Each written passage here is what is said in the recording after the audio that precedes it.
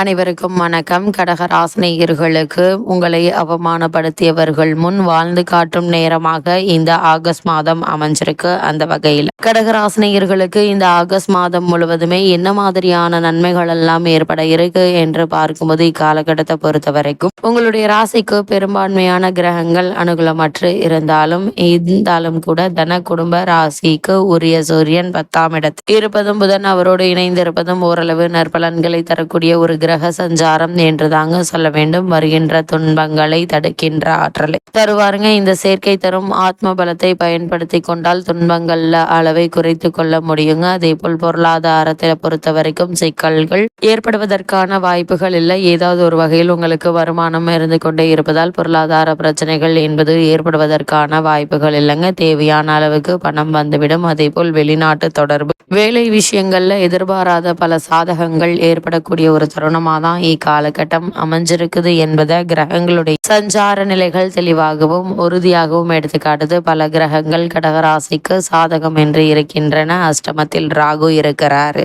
சனி அவரோடு இணைந்திருக்கிறார்கள். போதாக்குறைக்கு செவ்வாய் ராசியில் அமர்ந்து சனி ராகுவை பார்வையிடுகிறாங்க. இவைகள் அனைத்தும் ஒரே வரியில் சொன்னால் சுப பலன்களை செய்யாதுங்க. நீங்கள் ஒன்று நினைக்க வேறொன்று நடக்குங்க. அதே போல் வழுக்கு தரையில் கால் வைத்து நடப்பது போல எச்சரிக்கையுடன் நடக்க வேண்டிய ஒரு காலமாக தான் அமைஞ்சிருக்குது என்பதை கிரகநிலைகள் உங்களுக்கு முன்கூட்டியே அறிவுறுத்து. அந்த வகையில் நீங்கள் ஒவ்வொரு விஷயத்தையும் மேற்கொள்ளும் போது சிந்தித்து செயல்படுவது நல்லது. அதே போல் ஒரு செயலை செய்வதற்கு முன்னர் மாற்று யோசனை வைத்துக் கொள்வதும் நல்லது என்பதை கிரகநிலைகள் மீண்டும் மீண்டும் அறிவுறுத்தது. அந்த வகையில் கடகராசினியர்கள் கிரகநிலைகளின் ரீதியாக கூறப்படும் பரிகாரம் என்ன என்று பார்க்கும்போது கந்தனை வணங்குங்க. உங்களுடைய கவலைகள் அனைத்துமே நீங்க நல்ல ஒரு முன்னேற்றம் ஏற்படும் என்பதை கிரகங்களுடைய சஞ்சார நிலைகள் தெளிவாகவும் உறுதியாகவும் உங்களுக்கு எடுத்துக்காட்டுது.